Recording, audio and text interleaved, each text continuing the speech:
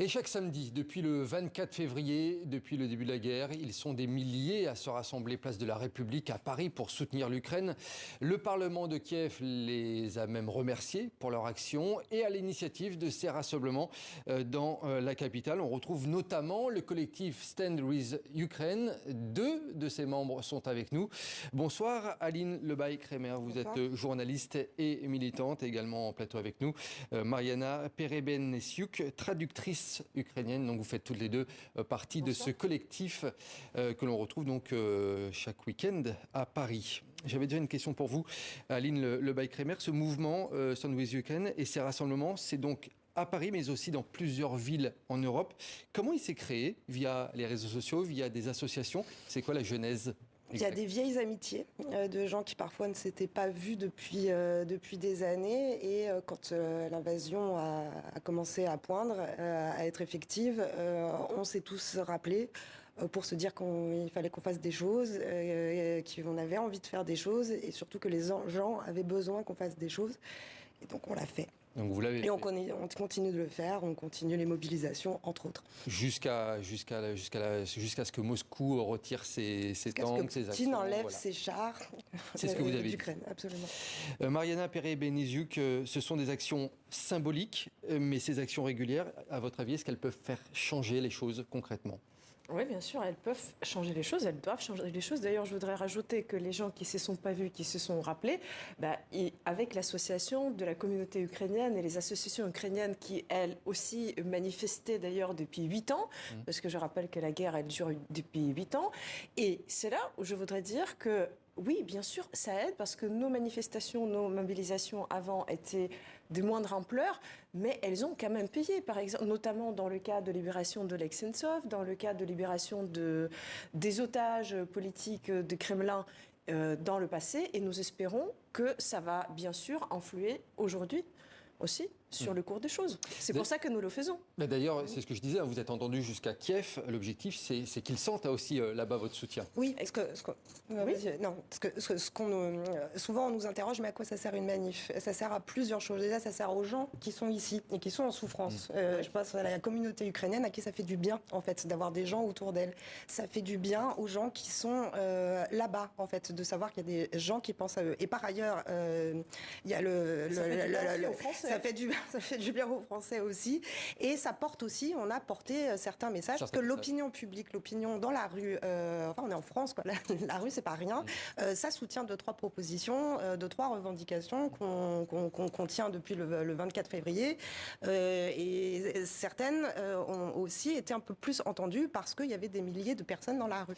Vous avez des retours justement de gens, d'habitants qui sont sur le terrain, d'habitants des Ukrainiens qui voient éventuellement aux infos ce que vous faites à Paris? Oui, bien sûr. Alors déjà, il y avait une fois où nous avons pris carrément part dans une sorte de télémarathon à la télé ukrainienne. Donc je pense que toute l'Ukraine nous a vus à cette occasion-là. Mais ensuite, oui, ça aide. Moi-même, j'ai écrit un article pour un magazine ukrainien de Chicago, vous voyez. Donc, la communauté ukrainienne, la communauté ukrainienne mondiale, entre guillemets, la diaspora, elle est très attentive à tout ce qui se passe et le soutien compte beaucoup. Et justement, vous l'abordiez, Aline Lebaï-Kremer, c'est important, je suppose, que les Ukrainiens se retrouvent également, les Ukrainiens qui vivent à Paris ou en France, dans ce genre de rassemblement pour confier leurs craintes, leurs peurs et puis faire ressortir leurs émotions. Ça, c'est important également. C'est une des fonctions de ces grandes manifestations. Enfin, on le sait aussi en France, le 11 janvier, ce genre de grosses communions. Les gens ont besoin aussi de se rassembler pour partager, de se retrouver, d'être ensemble, et de partager de quoi on parle, de valeurs absolues qui sont menacées et de drames. On parle même à certains endroits de la planète, alors pas en France encore, mais à certains endroits de la planète, on parle quand même de génocide qui est en train d'être perpétué. Enfin, c'est pas rien.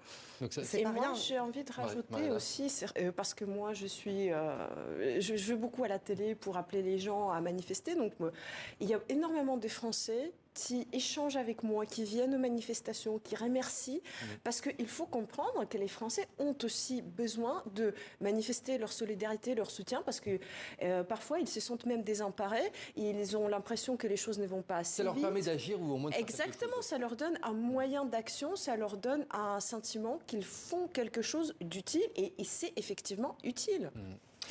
L'utilité, c'est aussi de récolter des fonds également pour les associations. Ça vous permet, genre de manifestation, de justement faire des appels aux dons? Oui, parce qu'il y a les manifestations de rue, mais on a plusieurs projets de promotion de la culture. Je parlais de situation génocidaire il y a quelques secondes, et la question de l'effacement de la culture, ce n'est pas rien dans ce genre de cas. Donc on s'attelle à promouvoir des artistes ukrainiens. Il y a quelques opérations qui ont été faites dans cette ville, des fresques, des choses comme ça, enfin des marques culturelles et des levées de fonds pour notamment une association qui s'appelle l'aide caritative et humanitaire France-Ukraine, pour laquelle les dons qui nous sont adressés vont. Voilà, donc de l'action. Et c'est aussi, et nos manifestations, c'est aussi un point de rassemblement de plusieurs autres petites associations qui récoltent des fonds d'ailleurs. Donc, tout à fait. nous invitons tout le monde à venir. Samedi, 15h, place de la République. Là, voilà, comme tous les samedis. Passez le message, et ceux qui viendront, ils pourront donner.